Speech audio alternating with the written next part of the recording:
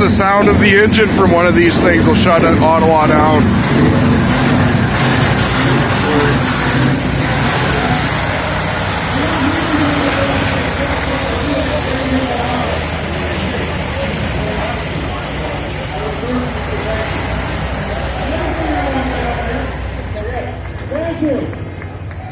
Oh, we have a speaker.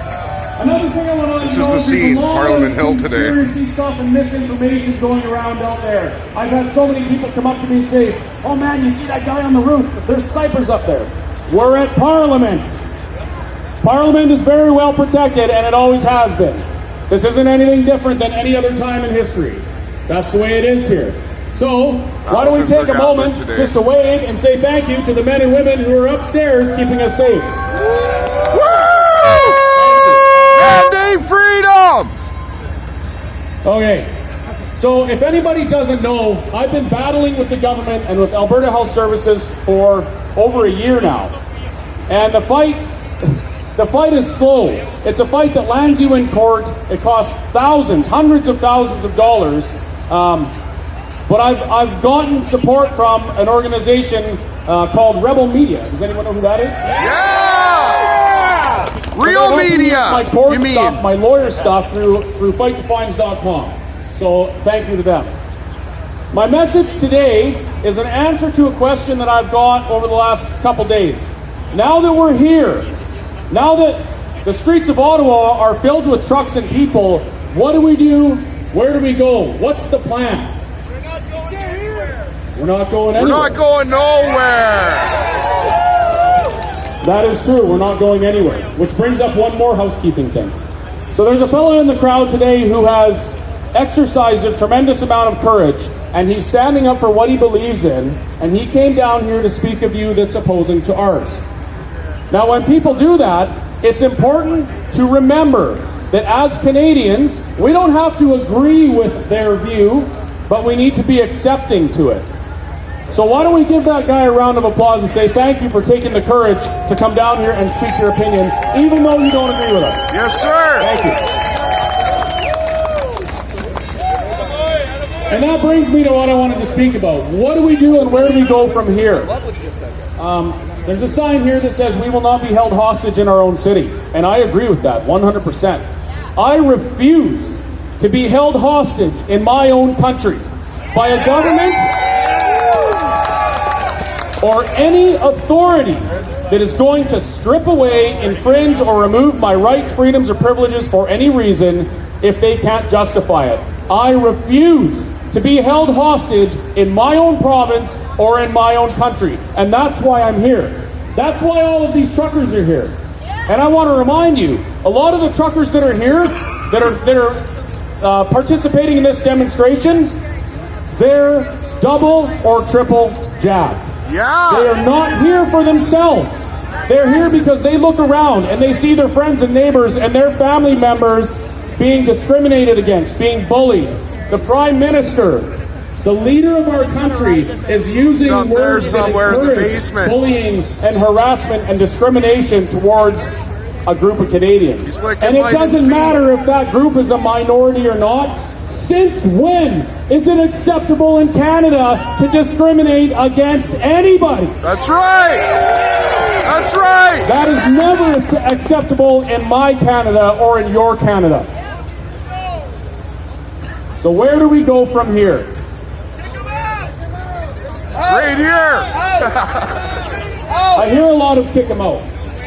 In politics, in government, kick 'em out, that's a long-term plan. Because I'll tell you right now, there is no piece of paper, no petition, no magic anything that you're going to have in the government or anybody in government, and it's going to change a damn thing with the government. How about we just turn him into a man? Is because our government is designed, the structure is designed, that the government stays in place even when things like this go on. I'll tell you what does make a difference though. When hundreds of thousands of people across Canada take it to the streets, and there's a visual and an audible signal that Canadians have had enough. Yeah! Our goal now that everybody has come together in unity towards a common goal, is to use that to encourage other Canadians to stand up. From sea to shining sea, The whole Because when world! we stand up as people, as citizens of Canada, we can make a difference. You don't need one person to take a piece of paper and hand it to the Prime Minister on your behalf. You don't need a king or a queen. Every person in this crowd, you are your own king and queen, and you're showing that right now just by being here. Yeah! And the more we can encourage people across Canada to do the same thing and take up this fight and stand up for their rights, the better chance we have of forcing the government to change their path. That's what this is about. It's about showing people that they're not alone.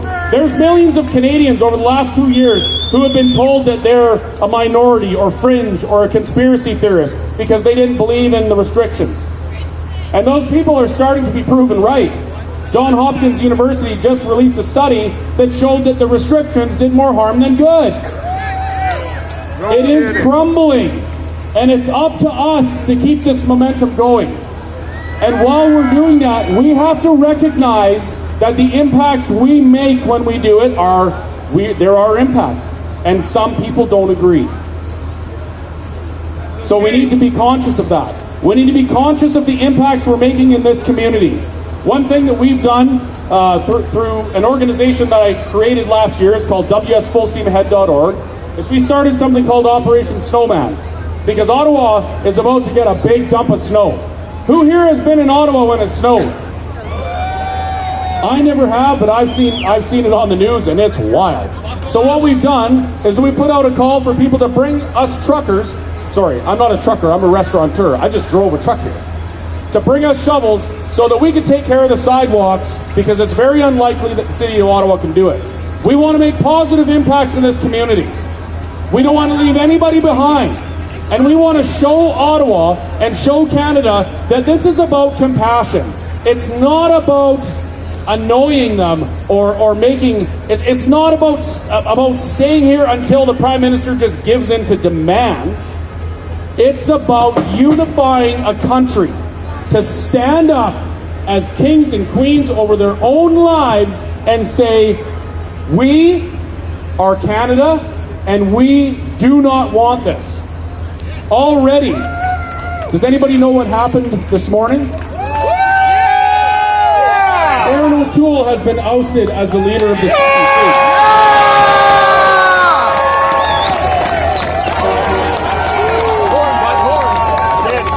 So I can tell you right now, from 6 months ago to what just happened this morning within the CPC, that is significant, very significant, because the tide is turning.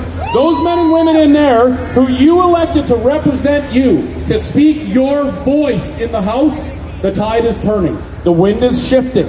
And they're starting to realize that Canadians don't want to live under this anymore. And they're speaking out. They need to be encouraged. And the way I would say you should encourage them, handwrite letters. Because those handwritten letters are forever. If you take the time to write your MP a letter saying, you're giving me hope by standing up, they're going to keep that. And I can tell you that is a fact, because I have a box of letters at home that people have written me saying the same thing. So take the time to encourage those that are standing out. Tell them that you don't want them to stop fighting. That's why I kept going. It's because people like you encouraged me. And you haven't stopped throughout this whole thing. There are those out there who are against everything I stand for. And they speak out and they call me all sorts of things, but it doesn't matter. Because I know that I'm on the right side of history. You can feel it in the air. When you walk down this street at night and you see people smiling and dancing and shaking hands and hugging, that's what Canada is.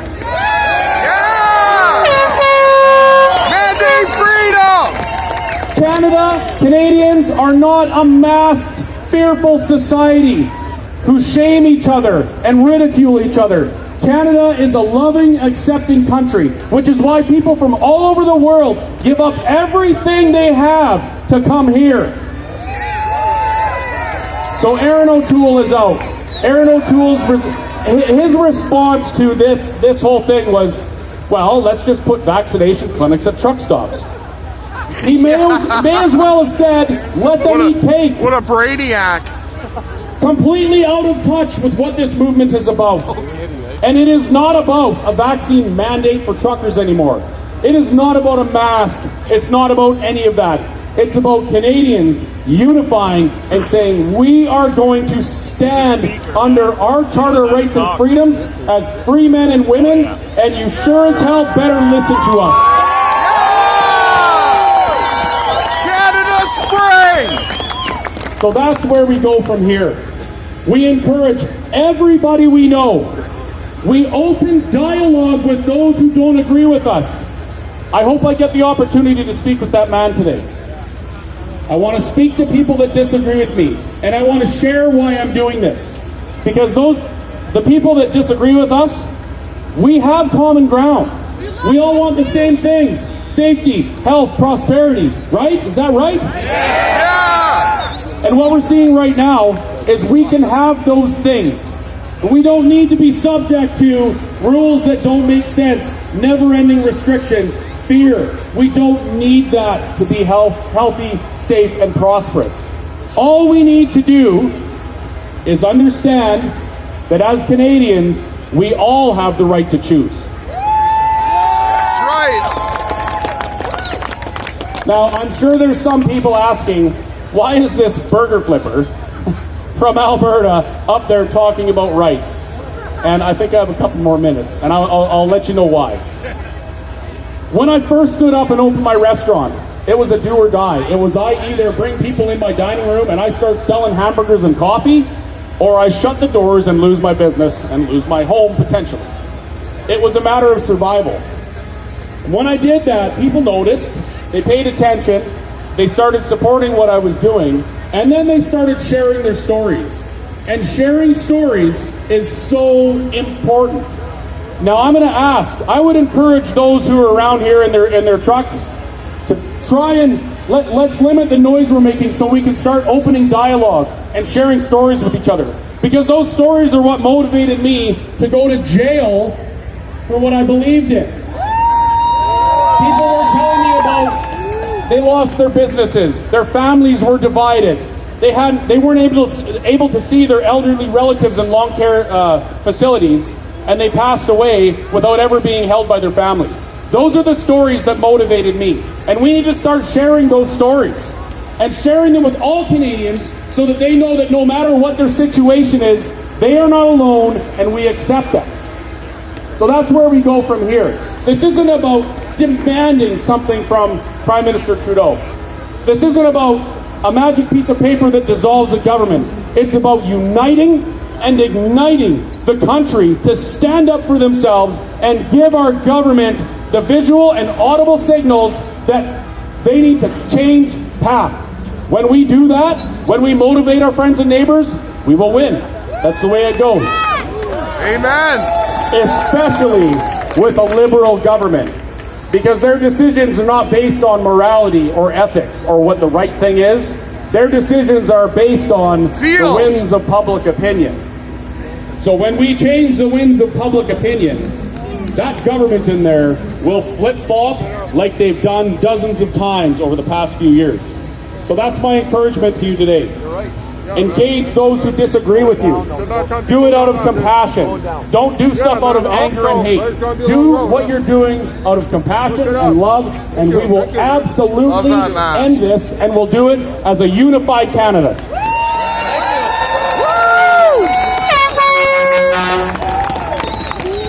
Thank you.